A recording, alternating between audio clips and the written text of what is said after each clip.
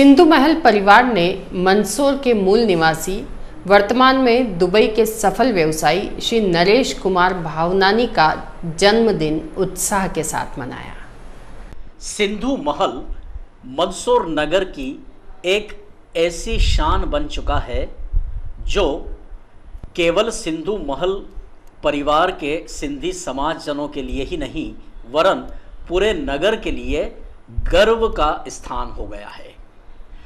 सिंधु महल से जुड़े सभी समाजजनों ने मूल रूप से मंदसौर में जन्मे, यहीं पले बढ़े और वर्तमान में दुबई में सफल व्यवसायी के रूप में स्थापित हो चुके श्री नरेश कुमार भावनानी का जन्मदिन 7 जुलाई गुरुवार को बड़े ही धूमधाम के साथ और उल्लास के माहौल में मनाया। दर्शकों, आपको याद होगा नरेश कुमार भावनानी ये वो शख्सियत हैं जिन्होंने मंदसौर शहर में श्रीमती राधा देवी और खूबचंद भावनानी के परिवार में जन्म लिया।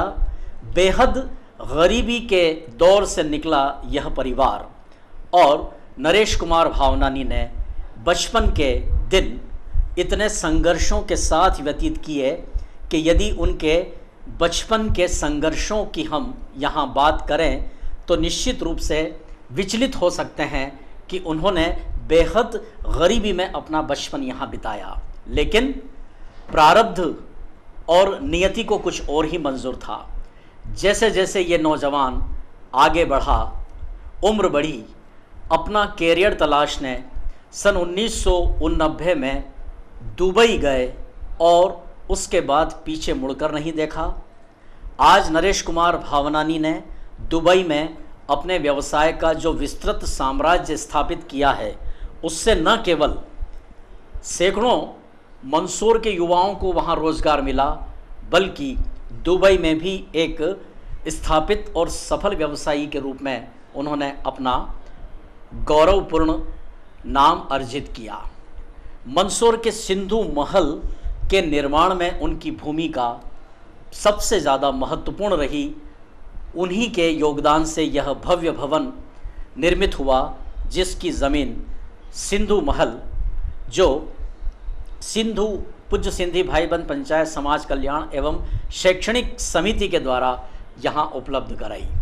पशुपतिनाथ मंदिर में उनके जन्म दिवस के उपलक्ष्य में पंडित आचार्य गणों द्वारा वैदिक मंत्रोच्चार कर संस्कृत पाठशाला के बच्चों के साथ भगवान पशुपतिनाथ महादेव और सहस्त्रलिंग महादेव की आरती अभिषेक कर उनके जन्मदिन पर उनके स्वस्थ और सुखी संपन्न जीवन की कामना की गई। यहाँ पूजा विधि में सिंधु महल परिवार के दृष्टानंद नैनवानी, ब्रजलाल नैनवानी, पुरुषोत्तम शिवानी, काऊ जजवानी, नंदुभाई आटवाणी, रमेश लवाणी, वासुदेव सेवानी, दयाराम जयस्वानी, पवन ज्ञानी, गिरधारी लाल पुरस्वानी आदि उपस्थित थे।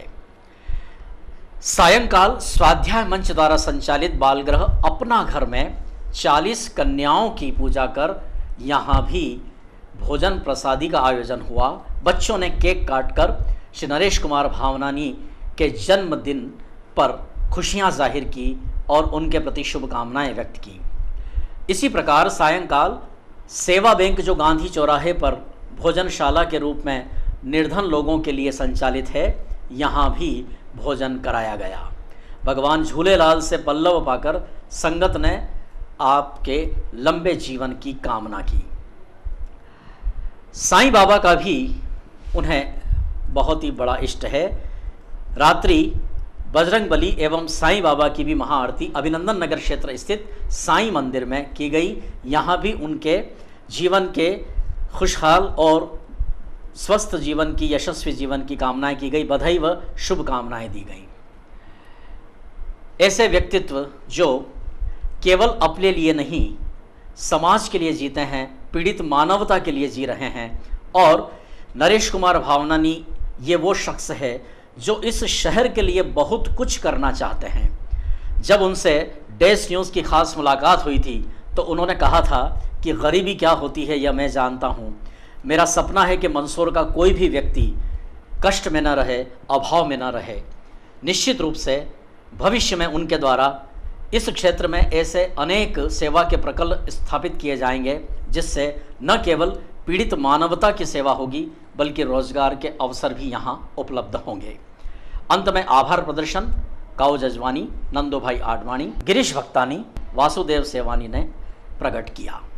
सभी संस्थाओं के प्रति भी आभार माना गया। यह कवरेज किया है हमारे संवाददाता रमेश चौहान ने। इसी उपलक्ष्य में सिंधु महल स्थित भगवान झूलेलाल जी की अद्भुत भव्य प्रतिमा की भी महा आरती की गई और यहाँ भी सभी ने उनके जन्मदिन की खुशियों का इजहार किया। जो कि अंक गणित के हिसाब से 7-7 यानी कि हम सब साथ साथ हैं, नरेश भाई के साथ हैं। आज उनका बर्थडे है, जन्म दिवस है और आज हमने मानवता दिवस के नाम से पूरे दिन को सेलिब्रेट किया है।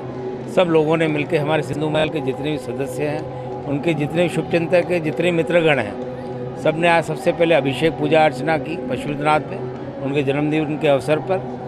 उनके लिए दीर्घायु, शतायु और उत्तरोत्तर उन्नति करे, हमारी महाकाल से हमने प्रार्थना की है। उसके बाद सिंधु महल में हमने आरती की, उनके नाम से केक काटा, अपना घर में बच्चों के लिए भोजन प्रसादी की व्यवस्था की। अभी हम जो जाएंगे साईं बाबा की आरती करेंगे और वहाँ प्रसाद वितरण करेंगे, रोटी बैंक जाएंगे और रोटी बैंक का भी व्यवस्था की है। वहाँ गरीबों को खाना बढ़ता है हर डेली, तो आज नरेश भाई की तरफ से वहाँ खाना और मिठाई की और कुल्फ़ी की व्यवस्था की है। ये सवाल करूँगा कि मंदसौर में इस भव्य इमारत को निर्मित करने के लिए आपने जब सबसे पहले अपने समाजजनों के सामने पहल की होगी, तो ये जो आपका समाज परिवार सामने बैठा है, क्योंकि आप इतने दूर हैं लेकिन आपके सौजन्य से इतना बड़ा भव्य भवन यहाँ पर बना है, तो आपकी पहल को यहाँ के समाज ने एक्सेप्ट किया और पूरी शिद्दत से सब लोग लगे हुए हैं। हम भी देखते हैं कि यहाँ शाम को 6 बजे रोज़ आपके समाज के लोग आते हैं और इस पूरे निर्माण कार्य की मॉनिटरिंग करते हैं। तो मंदसौर के समाज, आपकी पहल, इस विषय पर आप क्या कहेंगे?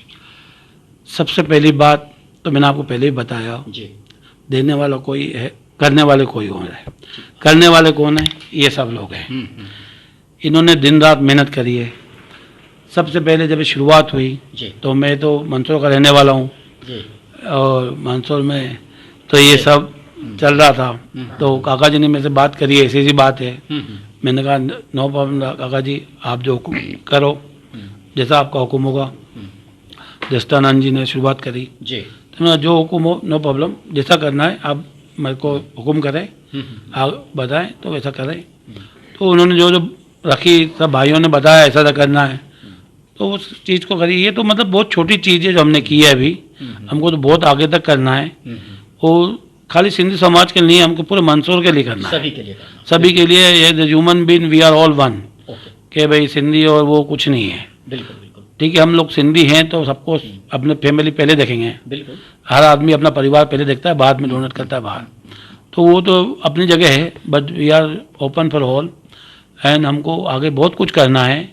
मेरा तो एम ये है कि मैं बोर्न मंदसौर में हुआ हूँ, मैं पला बड़ा यहाँ हूँ, मेरा जीवन यहाँ बीता है।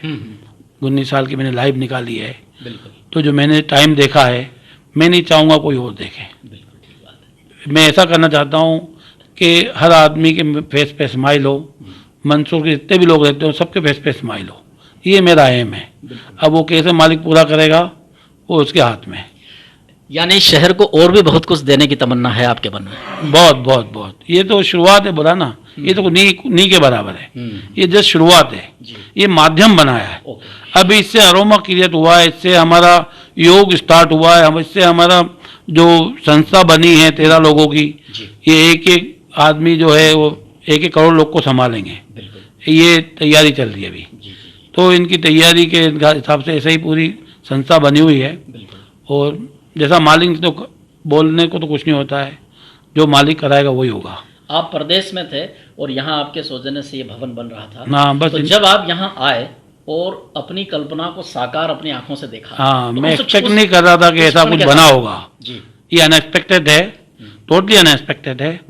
और मेरी सोच से बहुत अलग बना है और बहुत अच्छा बना है। जी, जो बातें हुई थी और जैसा था उसके हिसाब से बहुत अच्छा बना है। उन्होंने इतनी मेहनत करी रात दिन, मैं बता नहीं सकता हूँ। जी, इनमें जो काम किए ऐसे कोई इजी नहीं, बोलना बहुत इजी होता है। 10-10 दिन बाहर जाना, एक 5-5 सिटियों में जाके मार्बल सिलेक्ट करना, ये सिलेक्ट करना, वो सिलेक्ट करना, सामान सिलेक्ट करना, सच्ची सेवा तो इनकी ही है। जो सेवा प्योर हार्ट से की जाती ना, जो को बोलते हैं हमारी हृदय सेवा, मतलब हेल्थ की सेवा करते हैं जो, तो वो सबसे बेस्ट सेवा है। देखो पैसे की सेवा तो हर कोई कर सकता है, पर पर्सनल सेवा कोई नहीं कर सकता है।